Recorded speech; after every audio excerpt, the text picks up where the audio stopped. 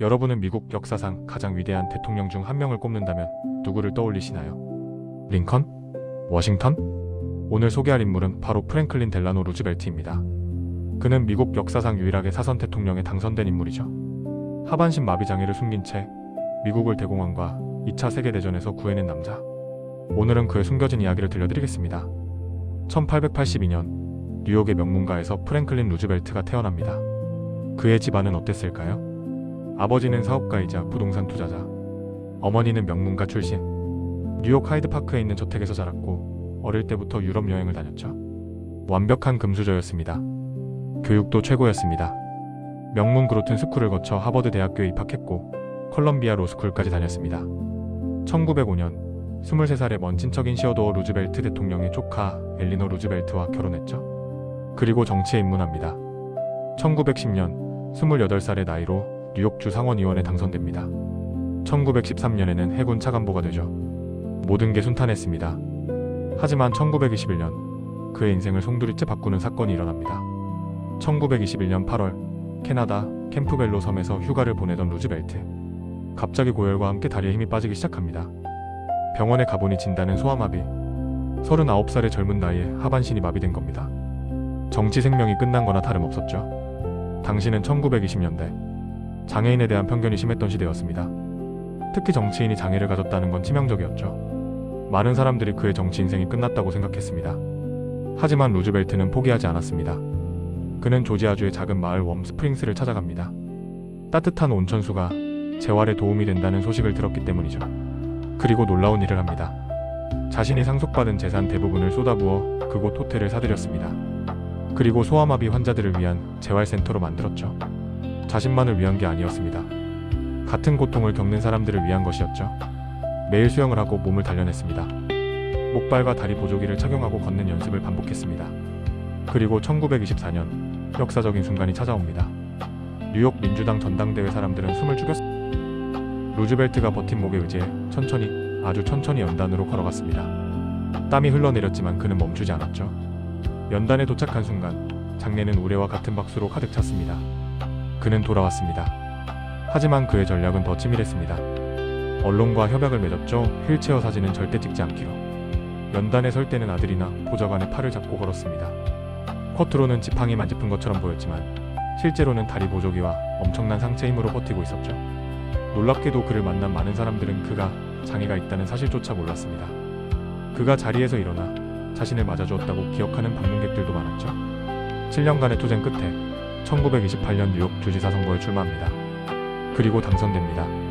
1932년 미국은 최악의 상황이었습니다.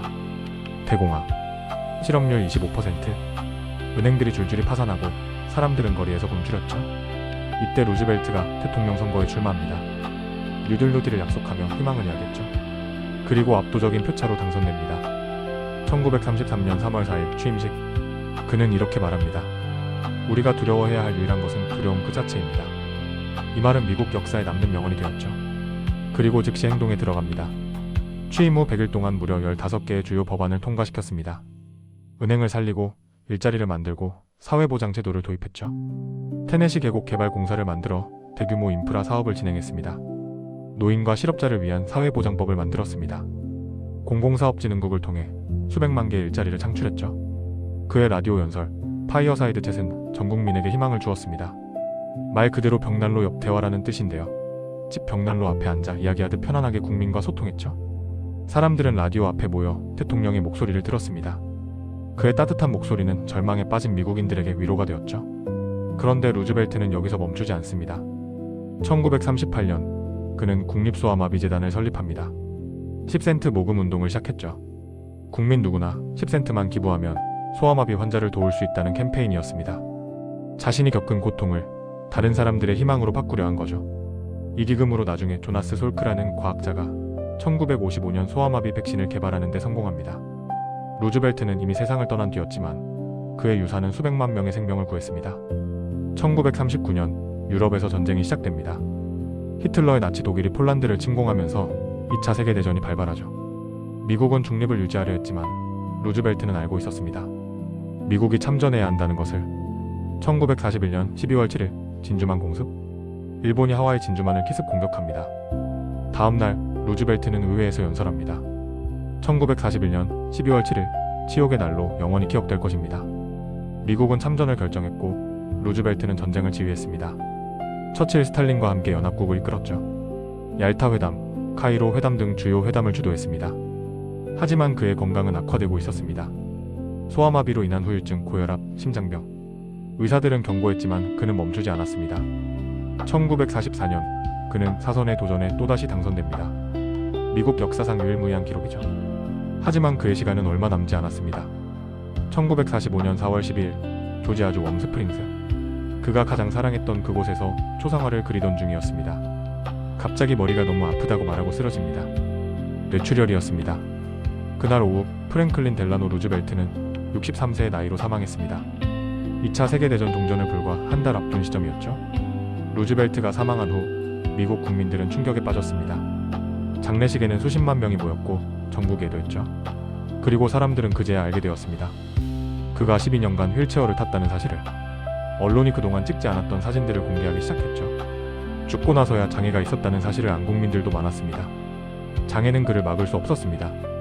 오히려 그것이 그를 더 강하게 만들었죠. 우리가 두려워해야 할 유일한 것은 두려움 그 자체입니다. 루즈벨트가 남긴 이 말은 오늘날에도 여전히 울립니다. 여러분 앞에 어떤 장애물이 있든 그것이 끝이 아닙니다.